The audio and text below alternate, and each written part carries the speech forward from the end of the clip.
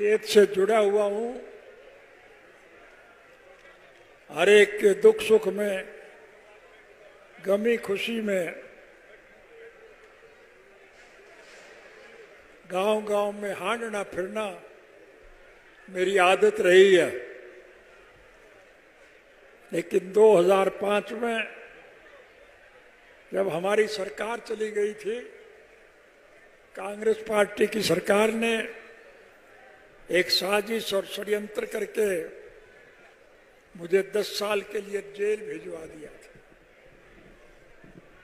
दोष मेरा यही था कि हमारी सरकार के वक्त में मैंने 30,206 पढ़े लिखे युवकों को नौकरी दिलाई थी। जिन बच्चों को नौकरी मिले उनकी तो तरक्की हो गई, लेकिन नौकरी दिलाने वाले को 10 साल की सजा हो गई।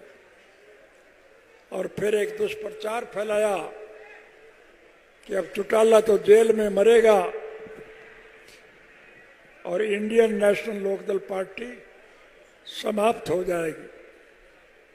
आप सभी बधाई के पात्र हैं कि मेरी गैर हाजिरी में आपने संगठन को पहले के मुकाबले में ज्यादा मजबूती प्रदान की थी।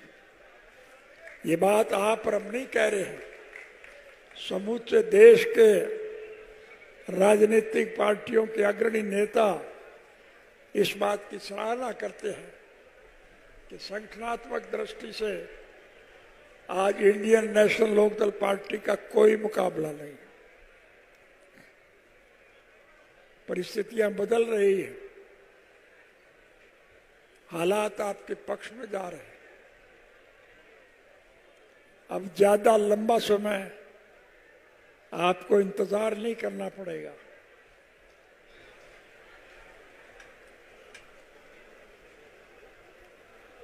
इस देश में जो लोग रास्ता भटक गए थे, गुमराह हो गए थे, बहका लिए गए थे, या जो सत्ता का सुख भोगने के लिए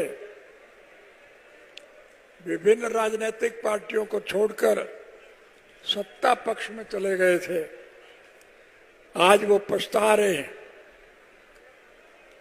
आज वो पुनः आपके साथ जुड़ना चाहते हैं। हमारा किसी से कोई द्वेष नहीं है, हमारा किसी से कोई विरोध नहीं है। मैं आप सबसे निवेदन करूंगा कि उन पिछड़े हुए लोगों को मना लें, पुचकार लें और उन्हें साथ मिला लें, ताकि हम चौधरी देवीलाल जी के स्वप्नों को साकार कर सकें। चौधरी देवीलाल जी जन्म से लेकर के आखिरी सांस तक इस देश के आम नागरिक की मूलभूत जरूरियात पूरी करने के लिए निरंतर संघर्ष में जूझते रहे। प्रजातांत्रिक प्रणाली में जनता के सहयोग और समर्थन से सरकारें बनती हैं और चुनी हुई सरकार के जिम्मेवारी होती है कि वो जनहित की भलाई के लिए लोगों का सहयोग और समर्थन करे। हरियाणा प्रदेश के मौजूदा मुख्यमंत्री ने मुख्यमंत्री का पदभार संभालने के बाद एक घोषणा की थी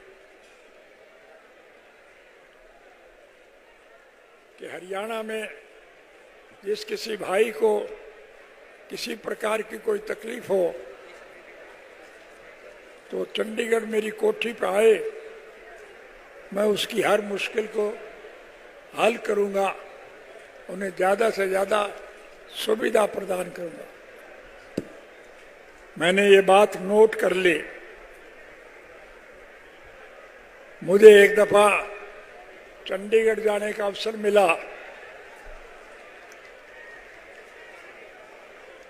और चंडीगढ़ में मैं अपने किसी मित्र से मिलने के लिए जा रहा था। जिस सड़क से मैं जा रहा था उसी सड़क पर मुख्यमंत्री निवास भी था।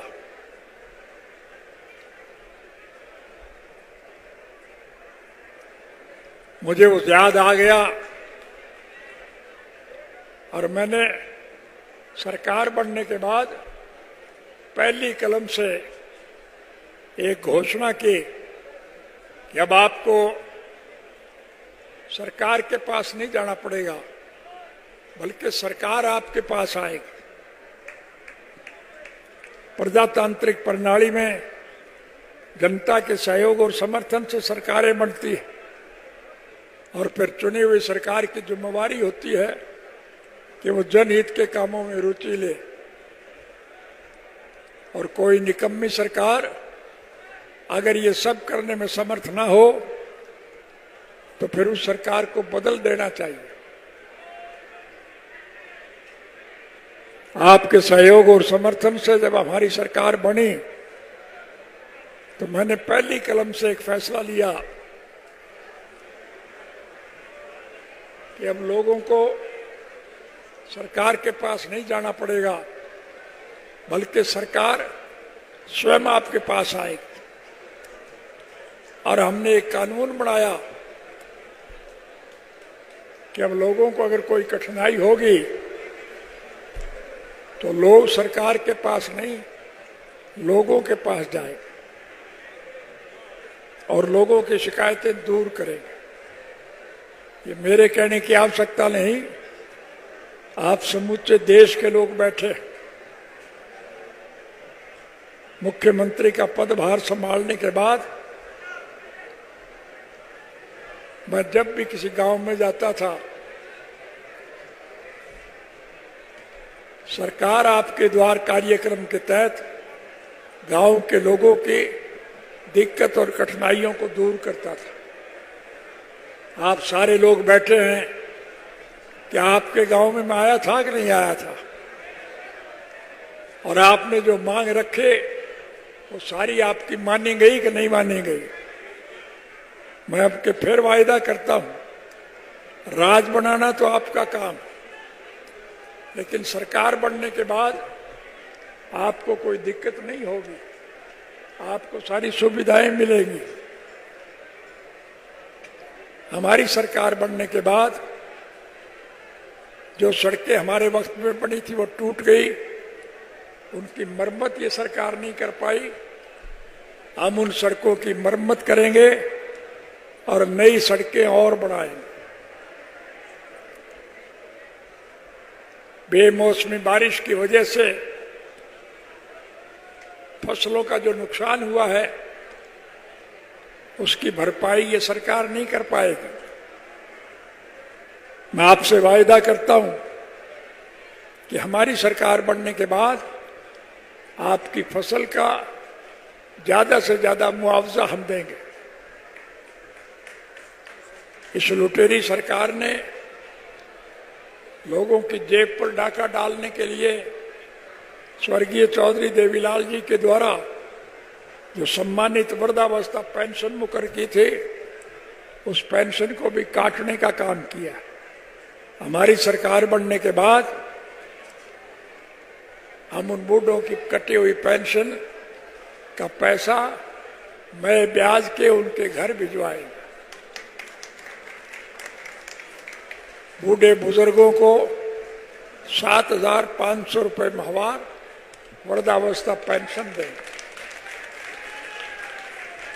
और केवल पुरुषों को नहीं, महिलाओं को भी उतना ही पेंशन देंगे। यानी हर घर में बूढ़े और बुढ़िया को 7,500 रुपया की बजाय 15,000 रुपया महीना आएगा। आपको कोई दिक्कत नहीं आएगी।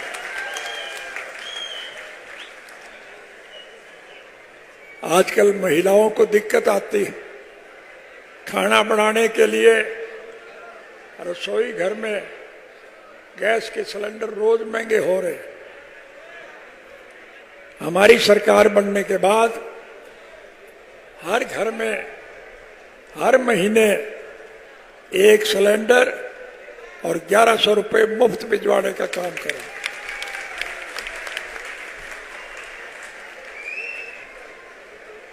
हम हर बच्चे को निःशुल्क शिक्षा देंगे। पढ़ने वाला बच्चा अगर पढ़ाई के दौरान बीमार हो जाए तो उसका मुफ्त इलाज करवाएंगे। उस बच्चे के माँ बाप ने अगर किसी मजबूरी में वोट चाहे कहीं भी दिया हो, हम इसमें वोट की राजनीति का दखल नहीं मानेंगे। हम हर बच्चे को नौकरी देंगे और जब तक उन बच्चों को नौकरी नहीं मिलेगी उन्हें हर महीने 21,000 रुपये बेरोजगारी भत्ता देंगे ताकि उन्हें कोई दिक्कत ना आए। हमारी सरकार बनने के बाद स्कूलों की जो इमारतें गिर गई है हम उनकी मरम्मत कराएंगे, स्कूलों में मास्टर भिजवाएंगे, अस्पतालों में जो डॉक्टर और दवाइयों की कमी है हमारी सरकार बनने के बाद हम डॉक्टर और दवाइयों का प्रबंध मुफ्त करने का काम करेंगे। हमारी सरकार बनने के बाद हम अनेक प्रकार की सहूलियात आपको देंगे। इसलिए आपसे निवेदन करने आया हूं कि आप सब मिल करके इन सारी बातों पर काम करना शुरू करें। आपको कुछ करने की जरूरत नहीं। जब भी मौका मिले आप ऐनक के निशान के आगे का बटन दबा दिया करें, फिर सरकार आपकी बनेगी और आपको 2024 का इंतजार नहीं करना पड़ेगा। आपकी जब सरकार बनेगी तो हम आपको सारी सुविधाएं प्रदान करें, आपको कोई दिक्कत नहीं आएगी। इसलिए मैं कोई लंबा चौड़ा भाषण नहीं देना चाहूँगा। आप हर परिस्थिति से भली भांति अवगत है। सीधी जाटी भाषा में एक ही बात कहना चाहूँगा, राज बना लो फिर थारे सारे खोटवे काट दो।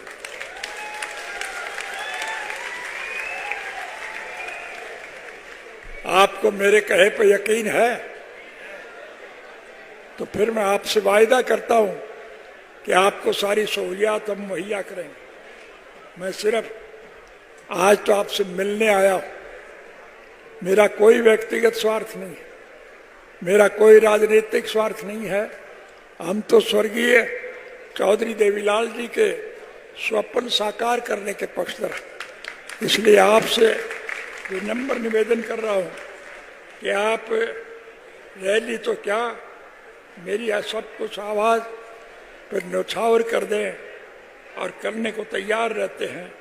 पिछले 19-20 सालों से जो कठिन काम रहा है उसमें भी आपने भरपूर सहयोग व समर्थन दिया है, जिसका मैं बहुत शुक्रगुजार। अब आप जनसमूह से हाथ जोड़कर विनती है कि ये जो अभय सिंह है इसको तुम्हें सौंपता हूं, इसके हाथ मजबूत करो और कामयाब बनाओ। मेरा आशीर्वाद हमेशा इसके साथ और रहेगा।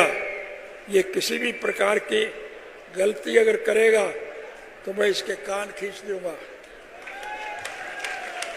जब तक मेरी रगों में चौधरी देवीलाल जी के खून का आखिरी कतरा भी रहेगा, इस संघर्ष की लड़ाई में हमेशा आपके साथ रहूंगा। इसी के साथ आप सभी को राम राम, वालेकुम सलाम, सत श्री अकाल, जय हिंद और जय इनेलो कह के आपसे इजाजत चाहता हूँ। आपसे निवेदन करूँगा कि आप लाखों की संख्या में आए। रास्ते खराब हैं, सड़कें टूटी हुई है, पानी से भरी पड़ी है, इसलिए आप आराम से जाएं, कोई दुर्घटना ना घट जाए। बस यही बात कहने आपके बीच में आया हूँ।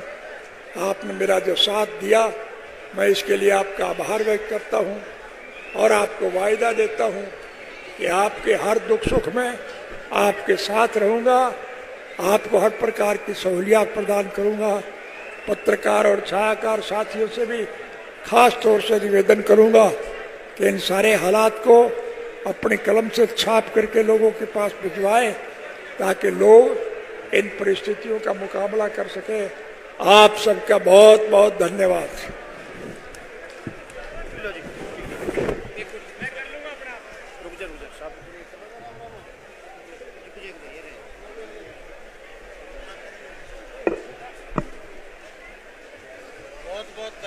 सिंहासन